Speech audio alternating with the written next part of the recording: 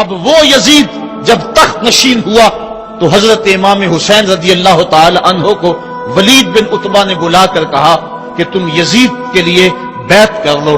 تو حضرت امام حمام حضرت امام حسین نے دو ٹوک کہا کہ یہ کیسے ہو سکتا ہے کہ میں اس جیسے ظالم شخص کے ہاتھ پہ بیعت کروں. آپ یہ کہہ کے پلٹے تو مروان بن حکم نے مشورہ دیا کہ یہ موقع ہے جانے نہ دو، اگر یہ چلے گئے قابو پانا دوبارہ مشکل ہوگا، لہذا ابھی ان کو قتل کر دیا جائے. یہ حضرت امام حسین رضی اللہ تعالی عنہ کے کانوں میں آواز پڑی. روایات میں آتا ہے کہ آپ نے انہی قدموں کے بل پیچھے پلٹ کے نیام سے تلوار باہر نکالی اور ہوا میں لہرانے شروع کر دی. محمدی کچھار سے حیدری شیر نکل آیا. کہا ولید بن عقبہ تو ہمیں نہیں جانتا ہم کون ہیں؟ آنا حسین ابن علی ابن ابی طالب، میں حسین ہوں، علی کا بیٹا ہوں اور علی ابو طالب کا بیٹا ہے. ہمارے گھر میں قرآن اترتا رہا ہے، فرشتے ہمارے گھر میں آتے رہے ہیں. وَيَزِيدُ ابن المعاویہ فاسق فاجر قاتل النفس مولن بالفسق شارب الخمر، اور یزید فاسق ہے، فاجر ہے، مسلمانوں کا قاتل ہے اور شراب پیتا ہے. اس لیے حسین ڈنکے کی چوٹ پہ یزید کی بیعت سے انکار کرتا ہے. حضرت امام حمام امام حسین رضی اللہ تعالی عنہ نے انکار بیعت کی وجہ بیان کر دی. آج یہ پراپیگنڈا کیا جاتا ہے کہ یہ دو شہزادوں کی جنگ تھی اور یہ اقتدار کے لیے سب کچھ ہوا. اگر یہ بات ہوتی تو ترمح بن عدی کہہ رہا ہے، حاتم طائی کا پوتا، جب آپ میدان کربلا کی طرف بڑھ رہے ہیں حضور آپ میرے پہاڑوں میں آ جائیں اور 5000 کا لشکر آپ کی پشت پہ رکھ دوں گا اور آپ جدھر بڑھیں گے وہ جان نثاری کرتے ہوئے آپ کے پیچھے ہوں گے اور یزید کی حکومت کے ٹکڑے کر کے رکھ دیں. حضرت امام حمام امام حسین نے ترماح بن عدی بن حاتم کی اس پیشکش کو ٹھکرا دیا. کہا میں تو کسی اور کام کے لیے جا رہا ہوں. یزید کے چہرے سے اس نقاب کو نوچنا تھا، اس کے مکروہ چہرے کو لوگوں کے سامنے ننگا کر کے بتلانا تھا کہ یہ وہ شخص ہے کہ جس کے بارے میں میرے محبوب اور میرے نانا نے خبر دی ہے کہ بنو امیہ کا ایک ظالم شخص میری سنت کو بدلے گا اور وہ سنت کو بدلنے والا یہی شخص یزید ہے. تو حضرت امام حمام حضرت امام حسین رضی اللہ تعالی عنہ، واقعہ بڑا طویل ہے. مدینہ تو رسول چھوڑا اور 8 دن حاجی مدینہ تو رسول میں رہتا ہے اور چھوڑنا قیامت سے کم نہیں ہوتا. اور حسین تو پیدا مدینے میں ہوئے تھے، ان کا مسکن مدینے میں، وہ کھیلنے کے لیے نکلتے تھے تو مسجد نبوی کا صحن ہوتا تھا. حضرت امام حسین کے گھر کا دروازہ مسجد نبوی کے اندر کھلتا تھا. وہ حسین جو مسجد نبوی میں کھیلتا رہا، حضور کے کندھوں پہ سواری کرتا رہا اور حضور ان کو پکڑ کے اپنے پاؤں پہ اور اپنی رانوں پہ اور اپنے پیٹ پہ اپنے سینے پہ بٹھاتے رہے، جن کے لیے حضور خطبہ چھوڑتے رہے، سجدوں کو طول دیتے رہے. وہ حسین ابن علی آج اس شہر مدینہ کی بہاروں کو چھوڑ رہے ہیں. حضور کی بارگاہ میں آخری سلام کہہ کے اپنی والدہ ماجدہ کی حضور سلام کہنے کے بعد حضرت امام حمام مدینہ تو رسول سے مکہ المکرمہ گئے. وہاں پہنچ کے آپ نے ماہ شعبان، ماہ رمضان، ماہ شوال اور ماہ ذیقعد اور ذی الحج کے کچھ دن گزارے. 2 ذی الحج کو یا ایک روایت میں 7 یا 8 ذی الحج کو پھر شہر مکہ بھی چھوڑ دیا. قصہ طویل ہے کہ 150 خطوط تھے کوفیوں کے جنہوں نے لکھا تھا کہ ہمارا امام کوئی نہیں، آپ آئیں اور ہم آپ کی قیادت کے اندر حق کا علم لہرانا چاہتے ہیں. صحابہ نے ان کی بے وفائی اور بے مروتی کا تذکرہ کیا تو حضرت امام حمام نے فرمایا میں جانتا ہوں ان کے رویوں کو، لیکن اب انہوں نے چونکہ مجھے خط لکھے ہیں اور اگر میں نہ گیا تو وہ قیامت کے دن کہیں گے کہ مالک ہم نے تو تیرے رسول کے نواسے کو بلایا تھا، وہ ہماری مدد کے لیے نہیں پہنچا. فرمایا اگر میں جاتا ہوں اور کلمہ حق بلند ہو جاتا ہے تو پھر بھی درست، اور اگر وہ بے وفائی کرتے ہیں اور اس رستے میں مجھے جان دینا پڑتی ہے تو پھر بھی کوئی بات نہیں، پھر بھی میں مراد کو پہنچا ہوا اپنے آپ کو پاؤں گا. آپ مکہ المکرمہ سے کوفہ کی سمت روانہ ہوئے. رستے میں حضرت مسلم بن عقیل کی شہادت کی خبر ملی، لیکن پھر بھی آگے بڑھتے چلے گئے۔ کوفہ سے 2 منزل دور حر بن یزید ریاحی 1000 کے لشکر کے ساتھ مزاحم ہوا اور آپ کو روک کر میدان کربلا میں لے گیا۔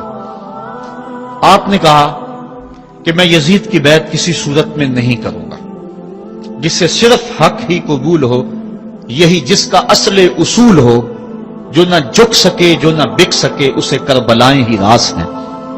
حضرت امام حسین امام حمام کربلا کے تپتے ہوئے ریگزار کے اندر 2 محرم کو پہنچے اور 9 محرم تک آپ مختلف انداز سے مفاہمت کی بات اس انداز سے کرتے رہے کہ میں بیعت نہیں کروں گا، لیکن کچھ تو خون سے بھی بچنا چاہتا ہوں۔ لیکن ان کا ایک ہی مطالبہ تھا کہ ہر صورت میں بیعت کرنا ہوگی، اس کے علاوہ کوئی صورت نہیں ہے۔ ان کا یہ مطالبہ تھا، ان کی بات یہ تھی کہ بیعت تو میں کسی صورت نہیں کر سکتا، کیونکہ انکار بیعت کی جو وجہ آپ نے وہاں بیان کی وہ وجہ بہر صورت موجود تھی، اس لیے کہا کہ کسی صورت میں میں یزید کے ہاتھ پہ بیعت نہیں کر سکتا۔ خیر وقت گزرتا گیا، پھر 9 کو یہ بات طے ہو گئی کہ لڑنے کے لیے تیار ہو جاؤ اگر تم نے بیعت نہیں کرنی۔ بیعت کرنے کی صورت میں مراعات سے نوازا جا رہا تھا، بڑے سے بڑا شہنشاہ بھی ہوتا اس کے پاؤں میں بھی لغزش آ جاتی، لیکن حضرت امام حسین رضی اللہ تعالیٰ عنہ نے فرمایا کہ یہ تخت و تاج کیا چیز ہیں، جن کی مسند محبوب کی گلی میں لگی ہو وہ تخت سکندری پہ کبھی تھوکا بھی نہیں کرتے۔ مجھے ان تخت و تاج کی پرواہ نہیں، میں تو کلمت الحق کے اعلیٰ کے لیے میدان عمل میں آیا ہوں۔ آپ نے مقام بیضا پہ خطبہ دیتے ہوئے کہا تھا کہ لوگوں میں جانتا ہوں کہ میرے ساتھ کیا ہونے والا ہے، لیکن اس کے باوجود میں میدان میں اس لیے جا رہا ہوں وَلَكُمْ فِيَّ أُسْوَةٌ کہ میری زندگی تمہارے لیے ایک نمونہ بن جائے۔ آپ نے اپنی زندگی کو قیامت تک آنے والی نسلوں کے لیے ایک نمونہ قرار دیا، اور میں نے پچھلے اجتماع کے موقع پہ کہا تھا، جو احباب پچھلے اجتماع پہ موجود تھے انہیں وہ جملے یاد ہوں گے کہ قیامت تک جبر کے خلاف جتنی بھی تحریکیں اٹھیں گی سب کا قائد حسین ابن علی ہوگا۔ انسان کی عقل اور منطق اس کو یہ دلیلیں دیتی ہے کہ تم جبر کے خلاف اگر میدان میں آئے تو کٹ جاؤ گے، ٹکڑے کر دیے جائیں گے۔ جبر سے مفاہمت کر لو، لیکن عشق سکھاتا ہے مفاہمت نہ سکھا، جبر ناروا سے مجھے، میں سر بکف ہوں لڑا دے کسی بلا سے مجھے۔ تو عشق انسان کو لڑنے کا سلیقہ دیتا ہے، محبت باطل سے ٹکرانے کا درس دیتی ہے۔ کہا میں اس کے باوجود میدان عمل میں جا رہا ہوں اس لیے کہ میری زندگی تمہارے لیے نمونہ بن جائے، اور قیامت تک لوگ میری زندگی سے راہیں تلاش کرتے کرتے میری زندگی کو نمونہ بناتے بناتے جبر کے مقابلے میں کھڑے ہو جائیں اور سرخروئی اور کامیابی حاصل پائیں۔ تا قیامت قطع استبداد کر، موج خون او چمن ایجاد کر۔ اللہ اللہ بائے بسم اللہ پدر، مانائے ذبح عظیم آیت بسر۔ سرخ رو عشق غیور از خون او، شوخی این مصرع از مضمون او۔ عشق غیور کے چہرے پہ جو سرخی دوڑ رہی ہے یہ حسین ابن علی کے خون کا صدقہ ہے۔ ان کے خون نے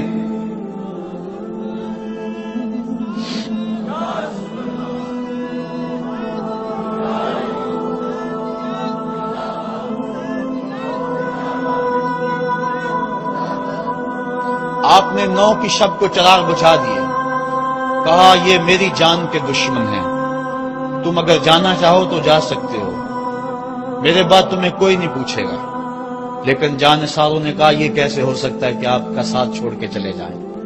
پھر عاشورے کی وہ رات جو درد و اندوہ سے بری ہوئی رات تھی، ساری رات عبادت میں گزاری۔ ایک طرف شراب چل رہی ہے اور دوسری طرف آنکھوں سے عشق رسول کی مستی چھلک رہی ہے۔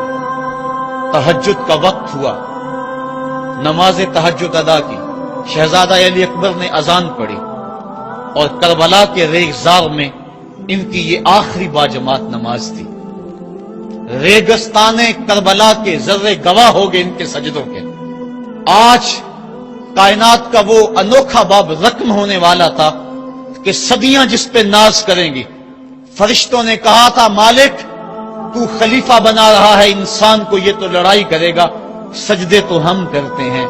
آج فرشتوں نے بھی دیکھنا تھا کہ سجدہ کرنے کا جو انداز حسین ابن علی کا ہے، فرشتے اپنی زندگی کی ساری کمائی اکٹھی کر لیں، حسین کے سجدے کی زکات بھی نہیں بن سکتی۔ جب جبر کی تیغیں چمکنے لگیں اور ایک ایک کر کے آوان و انصار جام شہادت نوش کرنے لگے، کبھی واہب شہید ہو رہے ہیں، کبھی زہر شہید ہو رہے ہیں، کبھی اون و محمد کے لاشیں گر رہے ہیں، کبھی قاسم کی جوانی لٹ رہی ہے، کبھی جواں اکبر کی آواز کربلا کے ریک زاروں میں گونجتی ہے، یا ابا ہو ادرکنی، میرے باپ مجھے پکڑیے۔ تو حضرت امام حمام دوڑ کے جاتے ہیں اور اپنے جواں بیٹے کی لاش کو کندھوں پہ اٹھا کے خیموں تک پہنچا کے ہاتھ فضا میں بلند کرتے ہوئے عرض کرتے ہیں، ربنا تقبل منا ھذا القربان، مالک حسین کی یہ قربانی بھی قبول کر لے۔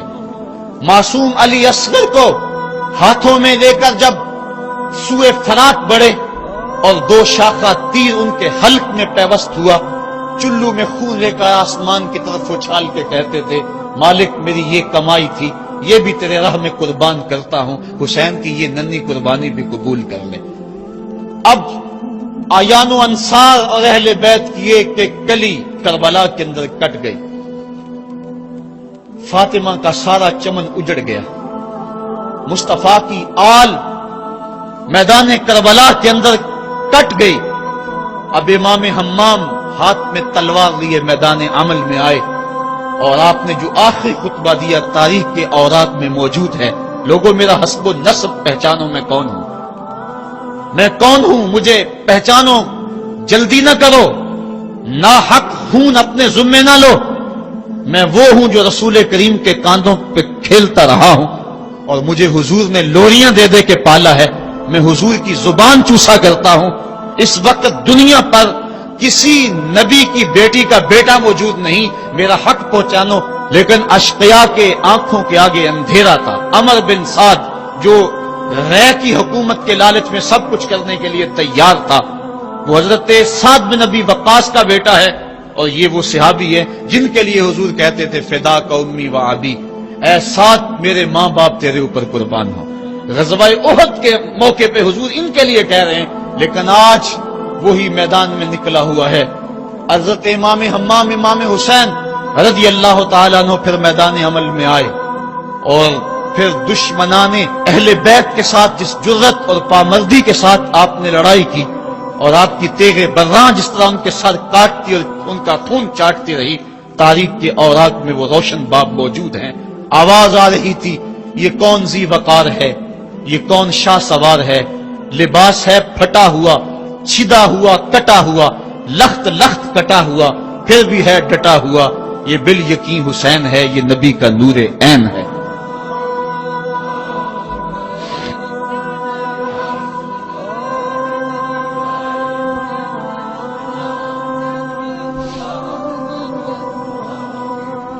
حضرت امام حسین حضرت امام حمام رضی اللہ تعالی عنہ میدان کربلا کے اندر جبر کی تیغوں کے مقابلے میں کھڑے ہیں۔ حق بلند ہوتا ہے، باطل کے پاس جتنے مرضی لاؤ لشکر ہوں، باطل بزدل ہوتا ہے، اس کے سینے کے اندر وہ حرارت نہیں ہوتی جو حق کے سینے کے اندر ہوتی ہے۔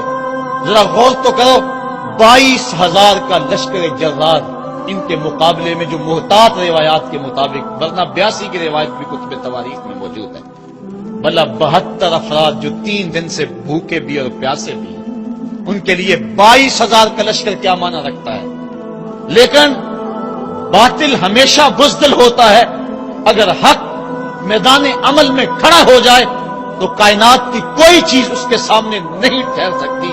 یہ سبق حضرت امام حمام کی قربانی نے ہمیں پیش کیا۔ 72 افراد جبر کے خلاف کھڑے ہیں، 71 افراد خاک و خون میں ان کے لاشیں مل گئے۔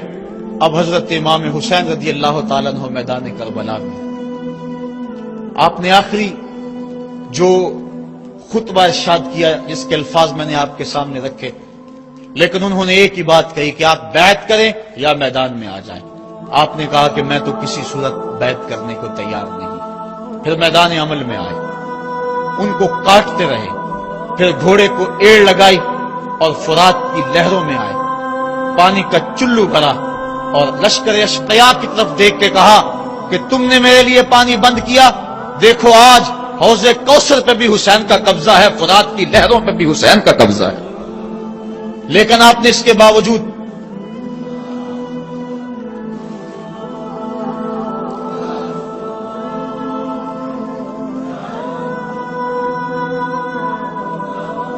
حضرت امام حمام، حضرت امام حسین رضی اللہ تعالیٰ عنہ نے پانی پیا نہیں۔ ان کو سکینہ کی پیاس یاد آ گئی ہوگی، جس طرح حضرت علی اصغر پیاس سے شہید ہوئے وہ منظر یاد آ گیا ہوگا۔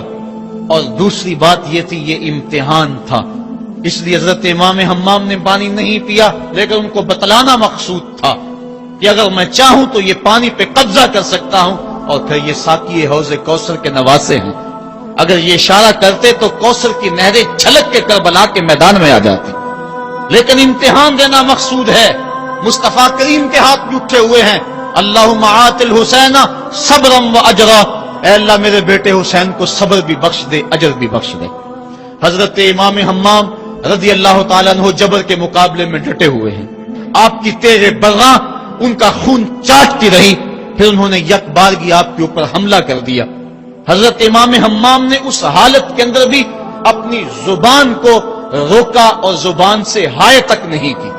آج شہادت حسین کو تماشا بنا کے رکھ دیا گیا ہے، اس انداز کے اندر اس شہادت کو بیان کیا جاتا ہے جس طرح وہ ترلے اور منتیں کر رہے تھے، پانی پانی کی صدائیں ان کے لبوں پہ تھی۔ نہیں، ایسا نہیں تھا، زخم پہ زخم کھا کے جی، خون جگر کے گھونٹ پی، آہ نہ کر لبوں کو سی، یہ عشق ہے دل لگی نہیں۔ جب محبت کا دم بھرا ہے تو سب کچھ کٹانا ہوگا اور کٹا کے بھی مسکرانا ہوگا۔ جو محبت کے دعویٰ رکھنے والے ہوتے ہیں ان کا امتحان ہوتا ہے، مشکل موقع پر ہی تو امتحان ہوتا ہے کہ اس موقع پہ یہ دامن صبر کو تھامتے ہیں یا نہیں تھامتے۔ اگر وہ ہائے ہائے کرتے رہے، وہ چیختے اور پکارتے رہے، اور وہ پانی کے لیے ہاتھ اور جھولی پھیلاتے رہے، اور جو پانی کے لیے جھولیاں پھیلاتے تھے انہوں نے پھر بیعت کیوں نہ کر دی؟ ان کو اتنا کچھ دیا جاتا تھا، اس کو قبول کیوں نہ کیا؟ انہوں نے یزید کے تخت و تاج کو قبول نہ کیا، یزید سے پانی کیسے مانگتے؟ وہ تو خود حوض کوثر کے والی کے نواسے تھے، وہ اوروں سے پانی مانگتے پھرتے۔ پوری تاریخ پڑھو کربلا کی، آپ کو نہیں ملے گا کہ حضرت امام حسین کی زبان سے ہائے بھی نکلا۔ آپ نے ہر مشکل موقع پہ صبر کے دامن کو تھاما ہے، اور ہر قربانی پیش کرنے کے بعد ہاتھ اٹھا کر یہی کہا، ربنا تقبل منا ھذا القربان، مالک حسین کی یہ قربانی بھی قبول کر لے۔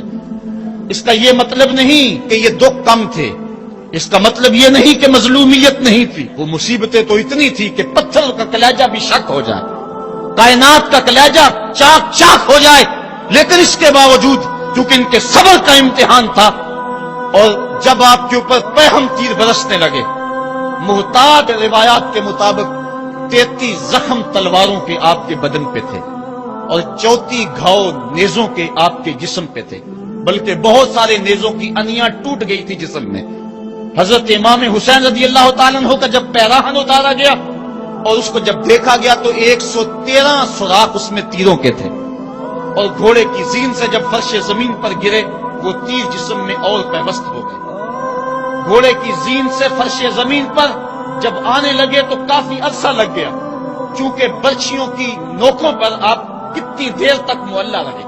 اس وقت گھوڑے کی زین سے فرش زمین پر آئے اور کربلا کی اس تپتی ہوئی ریت کے اوپر پیشانی رکھی، فوارے پھوٹ رہے تھے، کائنات دم بخود تھی، چرخے کہن کانپ رہا تھا۔